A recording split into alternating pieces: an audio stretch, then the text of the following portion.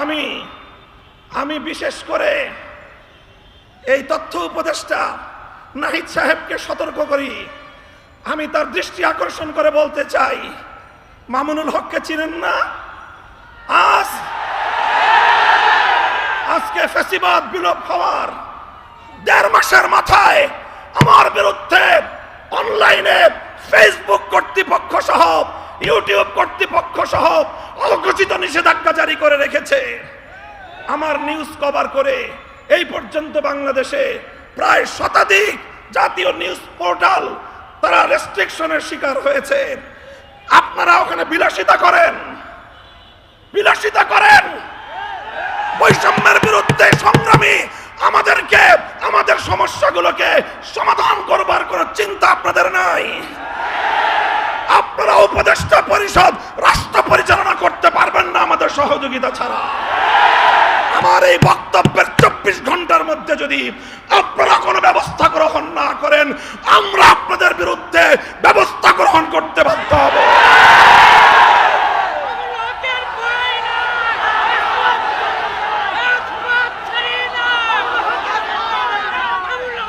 সংগ্রামী সাথী ও বন্ধুগণ, আমরা পরিষ্কার ভাষায় বলি, আন্দোলনে ছিলাম আমরা, সংগ্রামে ছিলাম আমরা, রক্ত দিয়েছি আমরা, কারারুদ্ধ হয়েছি আমরা, অন্যায় অপমানের শিকার হয়েছি আমরা, ষড়যন্ত্রের শিকার হয়েছি আমরা, যুদ্ধ করে বিজয়ের রণাঙ্গনেও ছিলাম আমরা। এখন সম্মিলিতভাবে এই রাষ্ট্রটাকে এগিয়ে নেওয়ার দায়িত্ব আমাদের। আমরা সহযোগিতা করতে চাই, গায়ে পড়ে সহযোগিতা করতে চাই। আমাদের গায়ে পড়ে সহযোগিতা যদি পায়ে ঠেলতে চান, সে পা ভেঙ্গে গুড়িয়ে দিতে এক মুহূর্ত আমরা বিলম্ব করব না। আল্লাহ পাক রব্বুল আলামিন এই বাংলাদেশকে একটি সুন্দর, সমৃদ্ধশালী একটি বাংলাদেশ হিসেবে এগিয়ে নেওয়ার তৌফিক দান করুন। আমরা পরিষ্কার ভাষায় বলি, আমরা ইসলামী রাজনীতি করি। এদেশে খেলাফত রাষ্ট্র ব্যবস্থা প্রতিষ্ঠার জন্যই আমাদের জীবন যৌবনকে আমরা উৎসর্গ করতে চাই। আপনারা কে কি রাজনীতি করবেন আপনাদের বিষয়। আমরা আমাদের আদর্শ আপনাদের উপর জোর করে চাপিয়ে দিতে চাই না, কিন্তু আমাদের রাজনীতির প্রতি যদি কেউ বৈষম্যমূলক দৃষ্টিভঙ্গি নিয়ে তাকাবার চেষ্টা করেন, চোখ উপড়ে ফেলবো। আমরা কারো করুণা চাই না, অধিকার চাই। ভিক্ষা চাই না, আমরা অধিকার চাই। অধিকার যদি সহজে না দেয়, অধিকার আদায় করে নিতে পারি আমরা। রক্তের প্রয়োজন হলে রক্ত দেই, অধিকার আমরা আদায় করে নেই। আমাদের এই কথাগুলো, আমাদের অবস্থান এবং আমাদের এই বাংলাদেশের গণমানুষের সঙ্গে আমাদের রিলেশনটাকে নতুন করে পড়ে নেবেন। যদি কেউ যদি আমাদের ব্যাপারে অন্য কোনো ভাবনা ভাবতে চান, তাহলে আপনাদেরকে রাজপথে মোকাবেলার দাওয়াত থাকলো। সংগ্রামী সাথী ও বন্ধুগণ, একটি সুন্দর বাংলাদেশ গড়ে উঠুক, বৈষম্যহীন বাংলাদেশ গড়ে উঠুক। আর কোনো শিক্ষাঙ্গনে তোফাজ্জলদের মতো আর কোনো মানুষকে যেন এভাবে বিচার বহির্ভূত হত্যাকাণ্ডের শিকার হতে না হয়। সকল বিচার বহির্ভূত হত্যাকাণ্ডগুলোকে তদন্তপূর্বক প্রকৃত দোষীদের বিরুদ্ধে ব্যবস্থা গ্রহণের দাবি জানিয়ে আসসালামু আলাইকুম ওয়া রাহমাতুল্লাহ। আলহামদুলিল্লাহ রাব্বিল আলামিন ওয়াসসালাতু ওয়াসসালামু আলা সাইয়্যিদিল মুরসালিন ওয়া আলা আলিহি ওয়া আসহাবিহি আজমাইন, আম্মা বা'দ। আউযু বিল্লাহি মিনাশ শাইতানির রাজীম। বিসমিল্লাহির রহমানির রহিম। কুল হাল ইয়াস্তাবিল্লাযীনা ইয়া'লামুনা ওয়াল্লাযীনা লা ইয়া'লামুন ইন্নামা ইয়াতাযাক্কারু উলুল আলবাব। শিক্ষাকে উপনিবেশায়ন করে স্বাধীন শিক্ষা ব্যবস্থা প্রণয়নের দাবিতে আয়োজিত বাংলাদেশ খেলাফত ছাত্র মজলিসের উদ্যোগে শিক্ষা সমাবেশে উপস্থিত স্নেহাস্পদ সভাপতি, উপস্থিত বাংলাদেশ খেলাফত মজলিস, যুব মজলিস ও ছাত্র মজলিস সহ বন্ধু প্রতিম অন্যান্য সংগঠনের কেন্দ্রীয় নেতৃবৃন্দ, শিক্ষাবিদ ও সমবেত ছাত্র ভাইয়েরা আমার, আমি সর্বপ্রথম আল্লাহ রসুল সাল্লাল্লাহু আলাইহি ওয়াসাল্লামের একটি ঐতিহাসিক সুন্নতের অনুসরণে শুকরিয়া আদায় করছি। আল্লাহ নবী বিদায় হজের সময় বলেছিলেন, মনজিলুনা গাদান খাইফু বানি কিনানাতা ইনশাআল্লাহ হাইসু তাকাসামু আলাল কুফর। মক্কা বিজয়ের পর মক্কায় বিজয়ী বেশে প্রবেশ করে আল্লাহ নবী বলেছিলেন, যেই খাইফে বানি কিনানার মধ্যে এক সময় আবু জাহালদের নেতৃত্বে ইসলামকে ধ্বংস করার চুক্তি সম্পাদিত হয়েছিল, আগামীকালকে আমরা সেই জায়গায় অবস্থান করে আল্লাহর শুকরিয়া আদায় করার মাধ্যমে আমরা বিজয় উদযাপন করব। আজ আমরা 2013 সালের পর এক যুগের পরে শাহবাগ চত্বরে দাঁড়িয়ে যেখান থেকে ইসলামকে ধ্বংস করবার ষড়যন্ত্র পরিচালিত হয়েছিল, আল্লাহর শুকরিয়া আদায় করার মধ্য দিয়ে আমরা নতুন বাংলাদেশ গঠনের বিজয়ের সূচনা করতে চাই।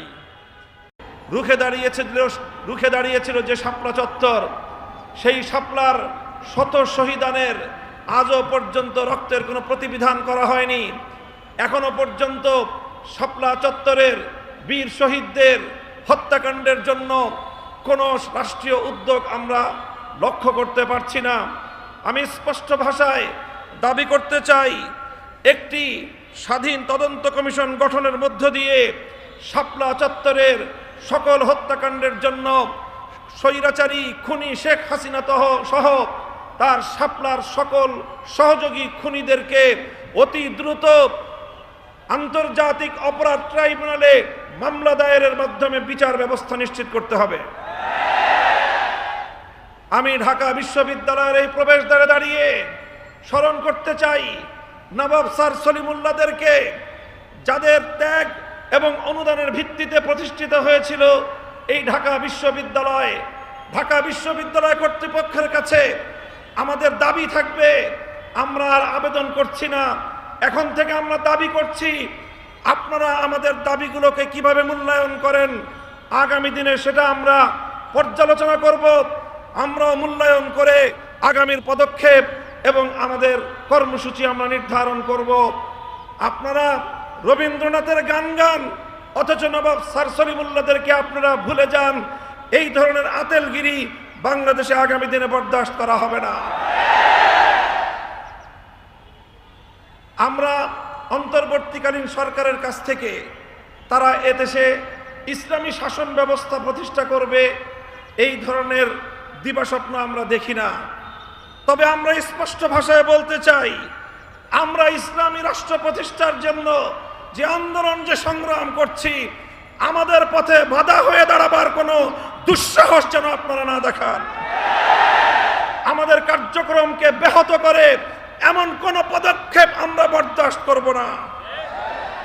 ইসলামিক ফাউন্ডেশন সহ ইসলামী প্রতিষ্ঠানগুলোকে ইসলামের মূল ধারার বিপরীতে পরিচালনা করবার দুঃসাহস আমরা বরদাস্ত করব না।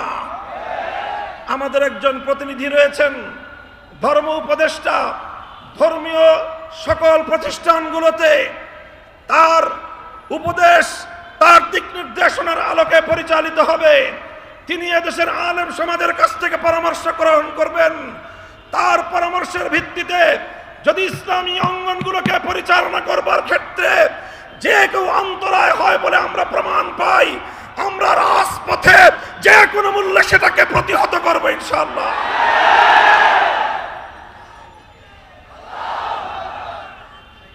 আমরা পরিষ্কার ভাষায় বলতে চাই, শিক্ষা ব্যবস্থায় ইসলামের বিরুদ্ধাচরণের অশুভ ধারা বন্ধ করতে হবে। সকল শ্রেণীর শিক্ষা ব্যবস্থায় প্রতিনিধিত্বশীল ব্যক্তিবর্গের মাধ্যমে নতুন শিক্ষা ব্যবস্থা প্রণয়নের উদ্যোগ গ্রহণ করতে হবে। আপনারা সেই আওয়ামী দুঃশাসনের আমলের মতো বরাবর এদেশের ইসলামপন্থীদেরকে উপেক্ষা করে চলবেন।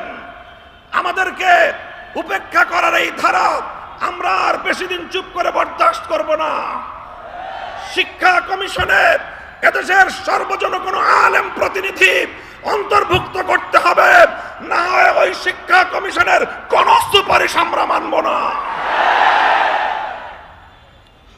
বৈষম্যহীন শিক্ষা ব্যবস্থা প্রতিষ্ঠার স্পষ্ট দাবি জানাই। আলিয়া মাদ্রাসার শিক্ষার্থীরা তারা জাতীয় শিক্ষা ব্যবস্থায়, জাতীয় সকল চাকরি বাকরির ক্ষেত্রে বৈষম্যহীন সুযোগ সুবিধা চায়। এক্ষেত্রে মেধার ভিত্তিতে সকলের জন্য সকল ব্যবস্থায় যত ধরনের বৈষম্যমূলক নীতি রয়েছে, বৈষম্যমূলক ব্যবস্থা এবং আইন রয়েছে, সেগুলোর বিলোপ করতে হবে। কিছু কিছু বিভাগে, অনেক পাবলিক বিশ্ববিদ্যালয়ে আলিয়া মাদ্রাসার ছাত্রদের জন্য ভর্তির সুযোগ রাখা হয় নাই। অনেক চাকরির ক্ষেত্রে বৈষম্য করা হয়। এই বৈষম্য আমরা আর কয়েকটা দিন দেখব, এরপরে আর দেখব না, প্রতিরোধ করব ইনশাআল্লাহ। আমাদের কওমি মাদ্রাসার ব্যাপারে আমরা তো চাকরি বাকরির কথা বলি না, তবে শুধু এতটুকু বলবো, কওমি আলেম সমাজ যেভাবে চায় সেইভাবে কওমি শিক্ষা ব্যবস্থাকে মূল্যায়ন করতে হবে। কওমি আলেম সমাজের কাছ থেকে দেশ গঠনে মেধা অনুযায়ী যথাযথভাবে রাষ্ট্রীয় সকল পর্যায়ে তাদের জন্য সেবা প্রদান করবার, কর্মসংস্থানের সুযোগ নিশ্চিত করতে হবে।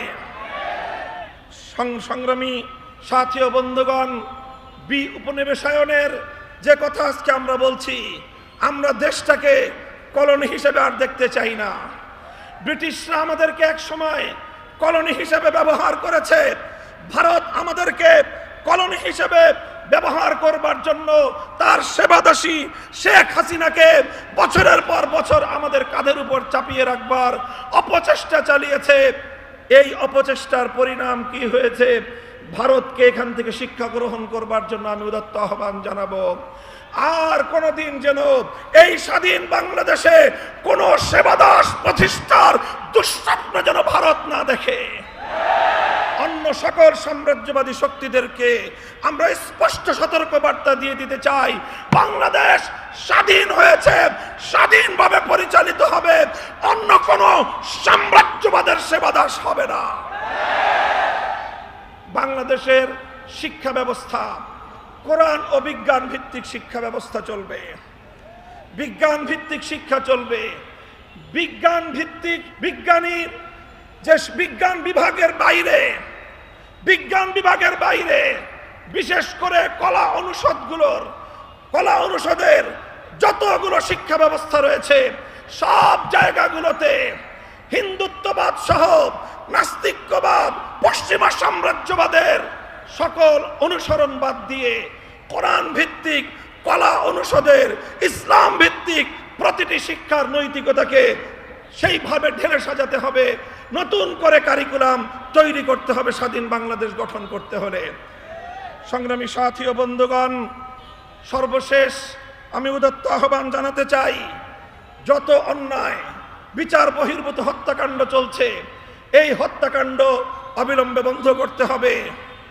যারা রাজপথ থেকে আন্দোলনের মধ্য দিয়ে উপদেষ্টা হয়েছেন, আপনাদেরকে বলি, আমরা আপনাদের সহযোগী, আন্দোলনে ছিলাম সহযোগী, সংগ্রামে ছিলাম সহযোগী, ফ্যাসিবাদের বিরুদ্ধে লড়াইয়ের মাঠে ছিলাম আমরা সহযোগী। এখন এই ক্রান্তিকালে রাষ্ট্র পরিচালনায় আমরা আপনাদেরকে সহযোগিতা করতে চাই। আমাদের কথা যদি কানে তুলবার মতো ফুরসত আপনাদের না থাকে, কান পর্যন্ত কিভাবে পানি পৌঁছাতে হয় সেই পথ কিন্তু আমাদের জানা আছে। আমি বিশেষ করে এই তথ্য উপদেষ্টা নাহিদ সাহেবকে সতর্ক করি। আমি তার দৃষ্টি আকর্ষণ করে বলতে চাই, মামুনুল হককে চিনেন না? আজকে ফ্যাসিবাদ বিলোপ হওয়ার 1.5 মাসের মাথায় আমার বিরুদ্ধে অনলাইনে ফেসবুক কর্তৃপক্ষ সহ ইউটিউব কর্তৃপক্ষ সহ অঘোষিত নিষেধাজ্ঞা জারি করে রেখেছে। আমার নিউজ কভার করে এই পর্যন্ত বাংলাদেশে প্রায় শতাধিক জাতীয় নিউজ পোর্টাল তারা রেস্ট্রিকশনের শিকার হয়েছে। আপনারা ওখানে বিলাসিতা করেন, বৈষম্যের বিরুদ্ধে সংগ্রামী আমাদেরকে আমাদের সমস্যাগুলোকে সমাধান করবার কোনো চিন্তা আপনাদের নাই। আপনারা উপদেষ্টা পরিষদ রাষ্ট্র পরিচালনা করতে পারবেন না আমাদের সহযোগিতা ছাড়া। আমার এই বক্তব্যের 24 ঘন্টার মধ্যে যদি আপনারা কোনো ব্যবস্থা গ্রহণ না করেন, আমরা আপনাদের বিরুদ্ধে ব্যবস্থা গ্রহণ করতে বাধ্য হব।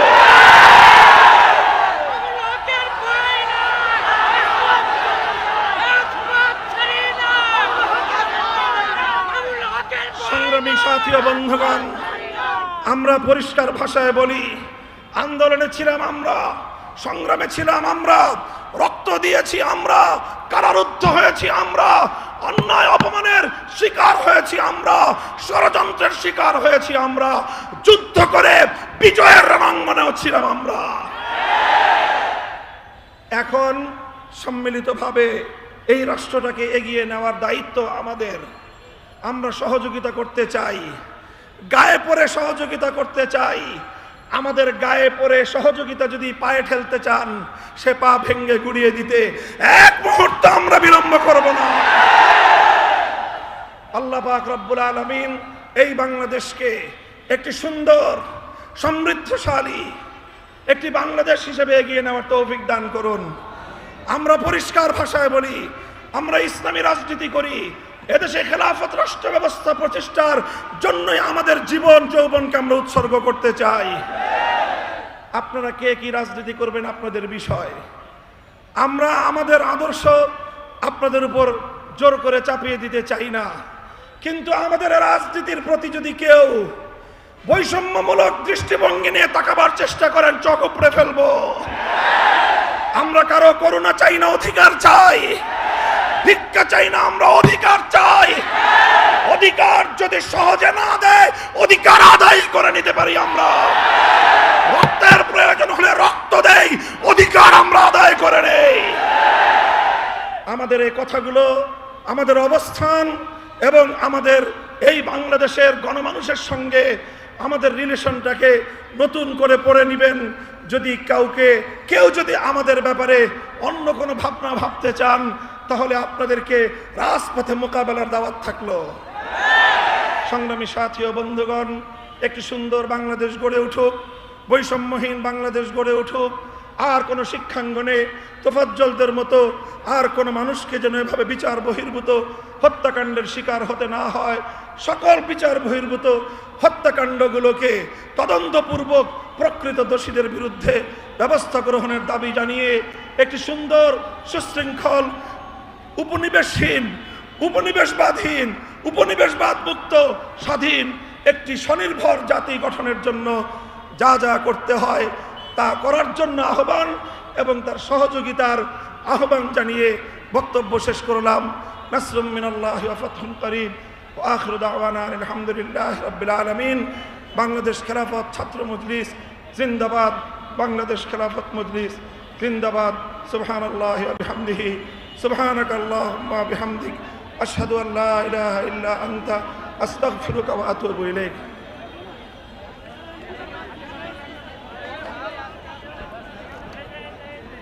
সংগ্রামী উপস্থিতি, আজকের বাংলাদেশ খেলাফত ছাত্র মজলিস আয়োজিত শিক্ষাকে উপনিবেশায়ন করে স্বাধীন শিক্ষা ব্যবস্থা প্রণয়নের দাবিতে আজকের এই শিক্ষা সমাবেশে যারা উপস্থিত হয়েছেন, বাংলাদেশ খেলাফত ছাত্র মজলিসের কেন্দ্রের পক্ষ থেকে আপনাদেরকে শুভেচ্ছা ও অভিনন্দন।